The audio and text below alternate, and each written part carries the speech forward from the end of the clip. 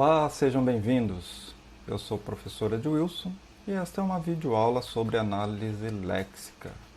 Como eu já tive a oportunidade de informar nos outros vídeos, este conteúdo é baseado no livro do professor Ivan Ricarte, que mesmo tendo sido lançado em 2008, o conteúdo está atualizado e atende às demandas da nossa disciplina. Então, como vocês já sabem, uma parte fundamental na etapa de análise é a análise léxica. O objetivo da análise léxica é fazer uma varredura no arquivo fonte ou no arquivo de entrada e gerar tokens. E a classificação desses tokens podem ser feitas com autômatos finitos ou com expressões regulares. No caso da construção dos autômatos finitos, existe o algoritmo de Thompson, existem formas de converter um autômato finito determinístico a partir de um autômato finito não determinístico. Existem formas de fazer minimização de estados, mas a nossa ideia aqui é fazer uma visão conceitual da análise léxica e comentar um pouquinho sobre alguns aspectos de implementação. E lembrando que vocês não devem utilizar os geradores de código, geradores de analisadores léxicos, na nossa disciplina. Então, a análise léxica, o objetivo é fazer o reconhecimento a partir dos caracteres das palavras básicas, ou seja, nós vamos reconhecer o vocabulário do programa, nós vamos reconhecer as palavras-chave da linguagem, os operadores e os identificadores constantes para depois serem utilizados em outra etapa da análise, lá na análise sintática e semântica. Então nós queremos saber os elementos que podem ser adequadamente descritos por meio dessas gramáticas regulares. Então, a análise léxica ela faz parte dessa primeira etapa do conjunto de análise. E para dar suporte à análise léxica, são utilizadas as gramáticas, que é a forma, que é a maneira formal de descrever uma linguagem. Então, é nisso que nós estamos interessados neste momento.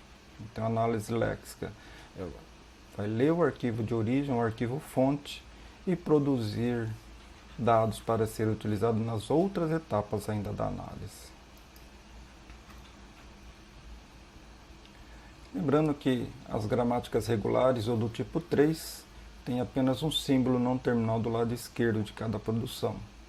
E as produções recursivas não apresentam autoincorporação. Se vocês seguiram todas as etapas anteriores e apresentadas nos vídeos anteriores, nas aulas anteriores, vocês não devem ter problema com isso. E no nosso caso, estamos interessados numa gramática regular, que é a gramática do tipo 3. Que também pode ser especificada por expressões regulares. Então, os analisadores léxicos são programas que realizam a análise léxica. E são duas atividades básicas. Obter o grupo de caracteres a partir de um arquivo de entrada que vai ser analisado, e para cada um desses grupos é formado um token. E na sequência, identificar qual é o tipo desse token. Uma forma de fazer isso é a partir da leitura sequencial dos caracteres de entrada. Então, deve ser feita a leitura de todos os caracteres que estão no arquivo fonte ou arquivo de entrada. E podemos utilizar as facilidades oferecidas pelas linguagens de programação para fazer essa leitura. Linguagens como C, C++, Java, Python. Você que define qual linguagem você vai utilizar. E como são feitas essas classificações? A partir da entrada, nós fazemos a leitura dos caracteres e extraímos os tokens. Esses tokens são strings e que são utilizados para fazer a classificação. E a partir dessa classificação nós podemos saber se esse token ele representa um identificador, uma variável, uma palavra reservada da linguagem, uma constante. Essa aqui é a ideia. Como que isso pode ser feito? Podemos utilizar os autômatos finitos. Na verdade, o autômato finito ele é um núcleo de um analisador léxico. E a sua implementação é relativamente simples. Podemos utilizar máquinas de estados finitos que aceitam os símbolos de uma determinada sentença. E ao final da sentença, ele indica se ela é válida para a gramática ou não. E o autômato finito ele é utilizado para definir esse conjunto de símbolos que devem ser reconhecidos. Lembram das aulas sobre autômatos finitos e máquinas de Turing? E cada token é definido por um tipo, que previamente classificado em uma lista da gramática regular. Lembrando que o autômato finito pode ser descrito da seguinte forma: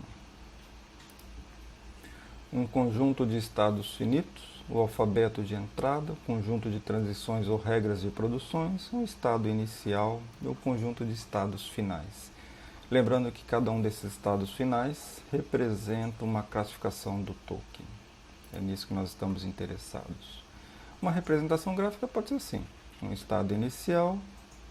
A partir desse estado inicial, se for lido um determinado símbolo, ele vai para o estado seguinte ou estado final. Os autômatos finitos podem ter uma representação gráfica. Então, a partir do estado inicial, que é indicado por essa seta aqui, se ele ler o caractere A, ele vai para o estado S1. Se ler o caractere B, vai para o estado S2. Ou pode ser um símbolo também. E os estados final ou os estados finais são representados por dois círculos, como é o caso de S1 e S2. Lembrando que eu sempre tenho somente um estado inicial e eu posso ter um ou vários estados finais. Uma outra forma de representar o autômato finito é através de tabelas. Então, neste caso aqui, o estado inicial é indicado por S0 e os finais S1 e S2. Se ele estiver no estado inicial S0 e ler o símbolo A, ele vai para o estado final S1. Se estiver no estado S0 e ler o símbolo B, ele vai para o estado S2. É a mesma representação gráfica nesse diagrama. Quais são os tipos de autômatos também? Existe o não determinístico. O autômato finito não determinístico, a partir de um estado, pode haver várias transições para dois ou mais estados diferentes pela ocorrência de um mesmo símbolo. Então, a partir desse estado, você não sabe para qual estado deve ser escolhido. Esse tipo de autômato não atende a nossa demanda nessa disciplina. Caso a sua gramática esteja representada por um autômato não determinístico, você deve fazer a conversão dele para um autômato finito determinístico. No autômato finito determinístico, a transição sempre ocorre pela ocorrência de um símbolo de entrada. Não há transições pela string vazia. E não tem alternativas distintas para a transição a partir de um dado estado. Ou seja, lê um símbolo, ele avança para o estado seguinte. Os analisadores Lex utilizam autômatos para reconhecer essas strings. Então, o analisador Lex recebe o nome de um arquivo que contém uma sequência de caracteres, que é o arquivo fonte. Para cada token que é extraído desse arquivo, ele retorna a indicação se o token é válido e qual é a sua classe, qual é a sua classificação. E ele vai ser encerrado quando finaliza o último token.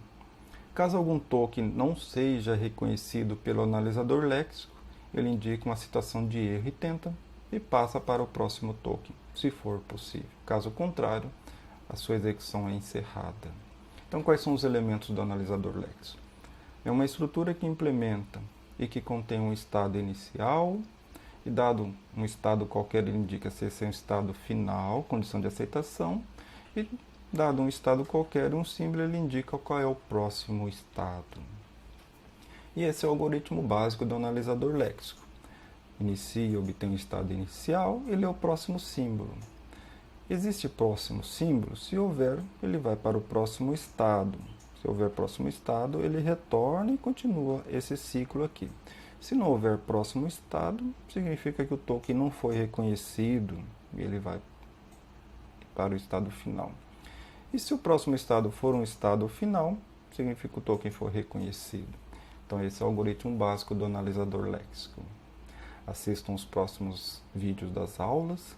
Eu apresento algumas implementações, formatos de implementação do analisador léxico, para dar continuidade à implementação do compilador. Até a próxima.